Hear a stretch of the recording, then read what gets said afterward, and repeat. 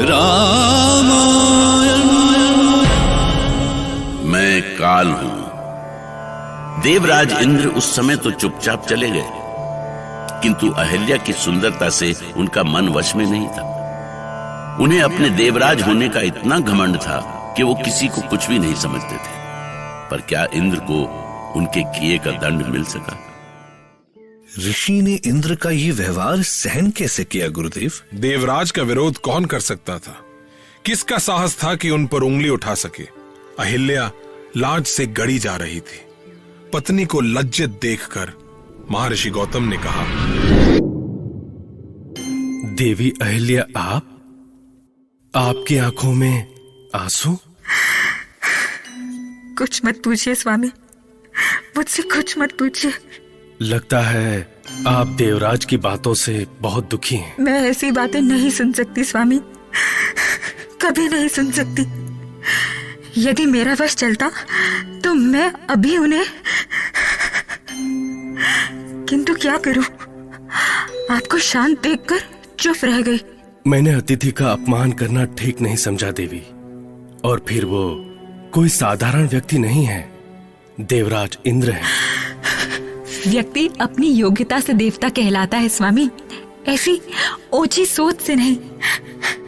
हाँ, पर मैं विवश था। उनकी सोच को कोई कैसे बदल सकता है? क्या ऐसी सोच के लिए दंड का विधान नहीं है गुरुदेव? ये कथा यहीं समाप्त नहीं होती सौमित्र लक्ष्मण। देवराज इंद्र की कामना अभी शांत नहीं हुई थी। एक दिन वो फिर महर्षि गौतम के आश्रम में गए। कितनी सुंदर है अहिल्या, इसे तो अलकापुरी में होना चाहिए। अरे ये तो महर्षि के साथ इधर ही आ रही है। अब मैं अहिल्या से तभी मिलूंगा जब ऋषि आश्रम में ना रहे। मुझे यहीं कहीं छिप जाना चाहिए। मेरे हवन पूजा का समय हो रहा है देवी। आज पूर्णिमा का दिन है। मैं पूजन के बाद ही फलों का सेवन करूंगा। किंतु स्वामी, पूजा समाप्त होते होते रात हो जाएगी। क्या इतनी देर तक उपवास उचित है? पूजा विधान के अनुसार पूजा के पूर्व फलों का सेवन करना वर्जित है देवी। आप फल लेकर आ जाएं, तब तक मैं हवन की तैयारी करता हूँ। कितना अच्छा अवसर है। अहिल्या अकेली बन जाएगी। मैं वन में ही उससे प्रणय निवेदन करूंगा। स्वामी, मैं पहले से ही जानती थी कि आज आपका व्रत है, इसलिए मैं संध्या काल में ही फल फूल लेकर आ गई। आप महान है देवी। ये तो अनर्थ हो गया। अहिल्या वन में नहीं जाएगी तो मैं उससे मिलूंगा कैसे?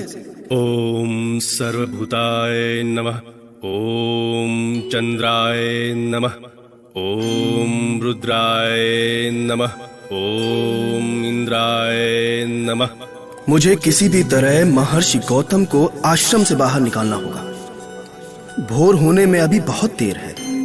हाँ, यदि मैं मुर्गा बनकर बांग दूं तो महर्षि भ्रमित होकर स्नान करने चले जाएंगे। भला कौन सोच सकता है कि इंद्र अपनी भावनाओं को तुष्ट करने के लिए इतने नीचे गिर सकते हैं? अब देखना यह था कि उनकी इस चाल का परिणाम क्या होगा। देवी अहिल्या, सवेरा होने वाला है। मैं स्नान ध्यान के लिए निकल रहा हूँ। आप पूजा की तैयारी कीजिए।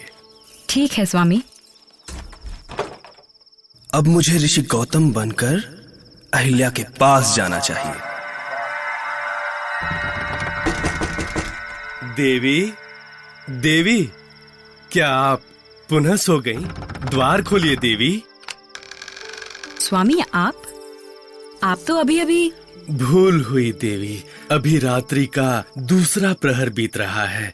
पता नहीं मुर्गे ने कैसे बांग दी। मैं भी यही सोच रही थी स्वामी।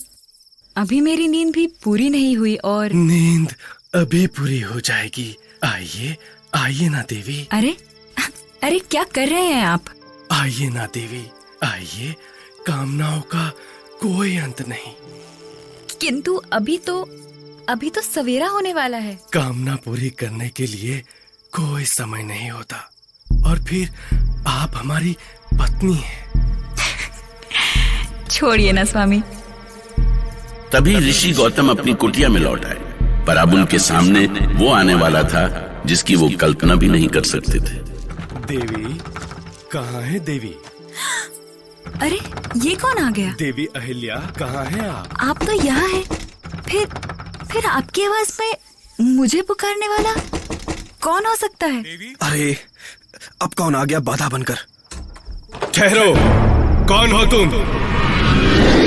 अगले ही पल में गौतम के रूप में देवराज इंद्र और स्वयं गौतम आमने सामने। महर्षि गौतम को ये समझते देर नहीं लगी कि अवश्य ही अहिल्या के साथ छल हुआ है। वो चीख पड़े, कौन है तू पापी? तेरा मेरे वेश में यहाँ आने का दुस्साहस कैसे हुआ?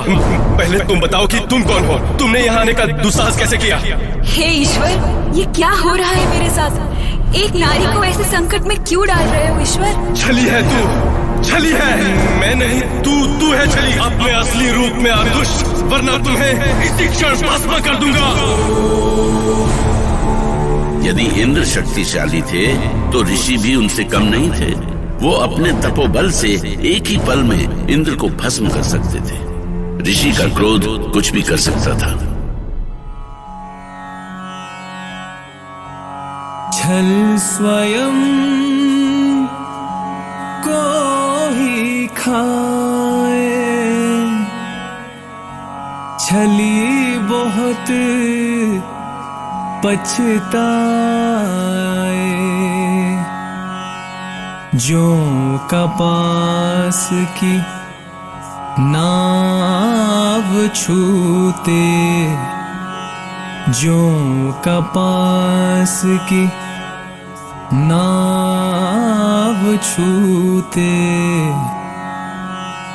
जल को डूबत जाए। रामायण।